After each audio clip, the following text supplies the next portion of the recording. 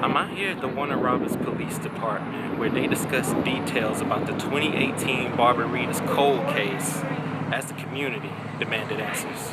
First, I wish to thank Ms. Maas for being here.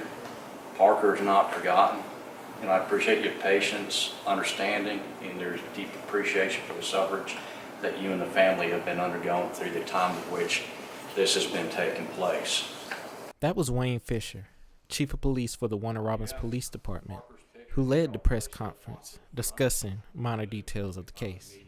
According to the department, on the night of January 2018, the suspect, described as a 6-foot-tall black male wearing dark clothing and a face covering, entered Barberitos over on 3123 Watson Boulevard from the back of the restaurant, where he then confronted 3 employees with a revolver and demanded money from the register. While attempting to retrieve the money, the suspect first shot a 21-year-old male employee who suffered a wound to the head. Though he survived, they were forever left with a life-changing traumatic brain injury. That's according to the mother of 23-year-old Parker Moore, who was the next victim. After retrieving the money, the suspect fired again and killed Moore. He then fled from the scene on foot, the same way he came, and escaped into the field behind Barberitos. Originally, the department thought Daniel France, who is currently serving time for 2 unrelated homicides that occurred during the same month, was the suspect, but the case was sent back to the department due to lack of evidence. During that time, the investigation took place underneath the administration that was in charge at that point in time, and a person of interest was identified through that. The case was built in and around that person of interest, and it was circumstantial into its nature. There was enough evidence, though, present at that time for the DA's office to present the indictments and start moving forward onto the prosecution. Subsequently, after that, though, Lieutenant Clark entered to the timeline onto that, exculpatory evidence was found in the possession of another party. Based off of that and the policies of the Warner Robins Police Department, where now you had a potential other party involved into the homicide, the investigation shifted into trying to make the direct line point between either of the 2 offender points, persons of interest. While Fisher did reveal there was a second party involved, he says the department won't be divulging any evidence or names of the people associated in order to not taint other evidence people may bring forward, and asks for the community's understanding and patience. But the city of Warner Robins is an understanding point with many of our cold cases that we have, and with Parker's family being the most recent, which that we're working with diligently, that the victims are not lost, they are not forgotten. We take it personal that we are not be able to bring a resolution to these prosecutions and cases based off the evidence points that we have, and we'll continue to work forward with that.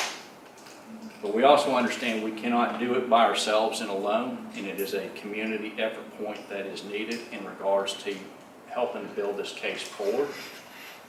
That there may be persons that have knowledge of the activities that took place on January 22nd, 2018 at Barberitos that would be pertinent to the ongoing investigation and to help, again, us close the case out for Parker's homicide, be able to bring that to a point of trial.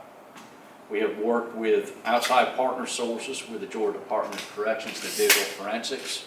We've contracted with companies on digital forensics as well, utilizing current technologies and trends that were in existence 2 years ago that were not present back in 2018. And we have also engaged with the Federal Bureau of Investigation for assistance where we can onto that investigation point. We understand that it is not necessarily an investigation that will be solved solely through our efforts, but through the efforts of our law enforcement partners, the cooperation of the family, and again, the cooperation from the community in which we have put the media release out addressing the cold case itself. Currently, the suspect is wanted for homicide, robbery, and aggravated assault, and an $8,000 reward is being offered by the Houston County District Attorney's Office for more information that leads to an arrest. Justin Clark, Lieutenant for Warner Robins Police Department, also urges people with any information to come forth. With it being an open investigation, to protect the integrity of the investigation, we can't give out everything, but I'd like to remind everybody a couple of key points in the case. So as far as suspect, we're looking at black male, 5'10" to 6 foot. At the time, he had a revolver, entered the business through the rear and exited the business through the rear and left through the field behind on foot. Again, you know, there's only so much that forensic evidence can do and that, you know, testimony can do, but, you know, we appeal for the public to be able to give us a call, let us know something, let us know what's going on. You know, these people, you know, anytime somebody commits a crime, they talk. There's always friends, there's always family members, they always talk to somebody. So we're appealing to somebody to come talk to us about it. Parker's case is the one that's highlighted today. There's also 13 other homicides and missing persons that are also considered cold cases at this time. They're reviewed and investigated, you know, on a consistent basis. Again, you have to take into consideration the times at which some of these cases were made, the technologies that were available into that point for which law enforcement had available for means to run evidence leads down, such as DNA. If we look at the promulgation of the advancements in DNA today that were not available to us 30 years ago. We are focusing heavily into digital forensic sides in regards to what we can glean from that. So again, it could be a name, could be a street name, could be some information that somebody out in the community knows or is aware from this investigation that, as Lieutenant Clark stated, could be a key piece for us to go ahead and follow up onto for that person that might have some information for us. So again, to Ms. Maas, our deepest, heartfelt, sympathetic understanding to where you're at. And I will tell each and every one of you here, from Ms. Maas and family, nobody can even begin to imagine what they are going through and what they have gone through in that point. So I wish for everybody to understand the Warner Robins Police Department understands the sensitivity and the understanding of your frustrations into this process. I'm very frustrated. Yes, ma'am. After the conference, things quickly escalated after Fisher refused to take any questions. We're not going to have this open to questions, and we thank you all for your time. Thank you. With Leah Maas, mother of Parker Moore, wanting the department to take accountability for not investigating the hundreds of comments over the viral post the department made about the case, and lack of communication, as she didn't even know a press conference was going to be held until a reporter had told her last night.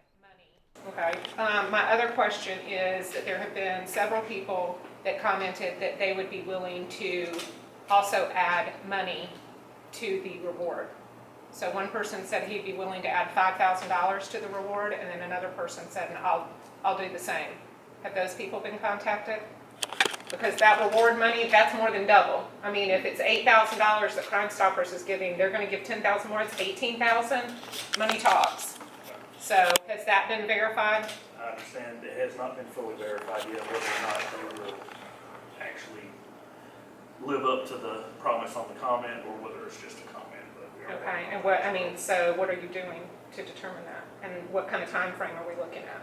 We're trying to get in contact with them because, you know, phone One of calls them's have my been made. friend, and I can just tell her. I mean, she told me today, no, I haven't heard anything from them. Okay, just have them contact us, and that would be great, because we don't always have current phone numbers and things like that in our system, so. Again, thank you. Because there had been a lot of back and forth. And I would talk to the DA's office, and they'd say, no, that's not the case, with whatever the police department had said. Then I'd talk with the police department, I'd say, here's what the DA's office said. No, that's not the case. I said, you know what? We're not doing this. If y'all want to sit there and point fingers at each other and not communicate the way that you should, then we're going to do it in one big room, and y'all can sit across from a conference table and you can point fingers at each other. So that's what we did.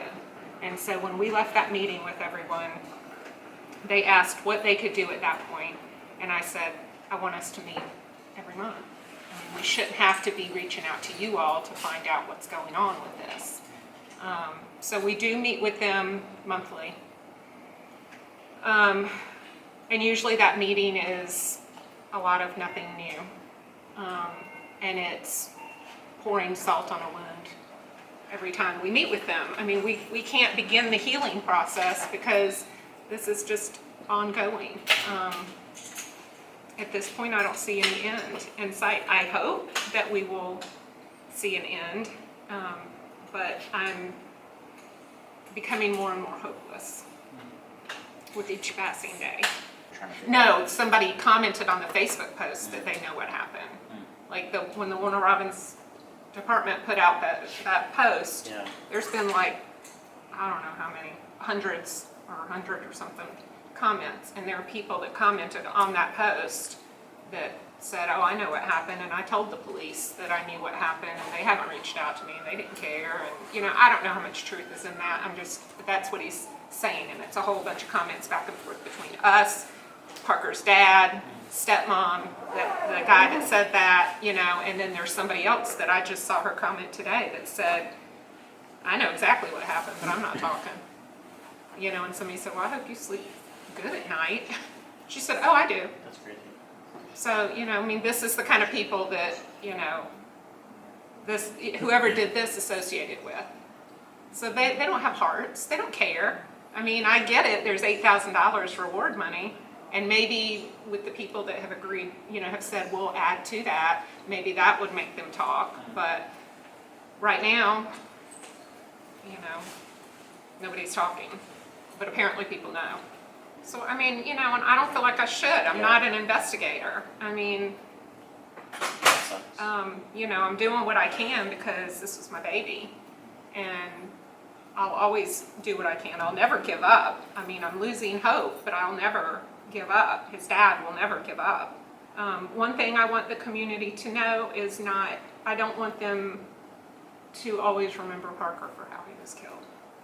Parker was an amazing individual. I know everybody says that about their loved one that has lost their life, but he really was a phenomenal individual. He would do anything for anyone. Not at this Barberitos, but he worked at Barberitos up in Atlanta. That's how he came to work at this Barberitos. And at that Barberitos up in Atlanta, there was a homeless guy that would hang out outside their restaurant, and every time Parker worked, he would give him his free meal. Because every shift, the employees got a free meal. And if that guy was there and it was Parker's shift, Parker always gave him his free meal. So, that's just, the way he was. And there's 150 million other stories just like that. The one that sticks out to me, too, is that somebody that works there that had worked for Barberitos for 4 or 5 years said, never once has anybody that works here been given a gift by a patron. And Parker had been there like 8 months, and he had 6 people bring him a gift at Christmas. And she was like, I don't mean a tip. I mean a gift, like in a bag or wrapped. People just loved him. So I can't imagine what this world would be like with him still in it, because he would have continued to make a difference in people's lives. He has a friend that actually wanted to commit suicide, and Parker called him at 2:30 in the morning and talked to him for 4 hours until the sun came up. And the guy said, he saved my life. He said it was a new day by the time I was done talking to her. He talked to me till the sun came up because he didn't want me to do anything to hurt myself. And he said, I'm here because of him. So I can't imagine how many other people would be impacted by him. Or, if Parker had been killed before that happened, that guy wouldn't be here, maybe. Anyway, I just want to make sure all of y'all understand what an amazing individual Parker was. Not just how he died. I just don't want him known and his face associated with just this act. We have nonprofits that we have started in his honor that we give scholarships to underprivileged children, send them to camp. His dad started a nonprofit and has a soccer field at their community or convention center in South Carolina that has been named after him. So the Parker Killian Moore Soccer Complex.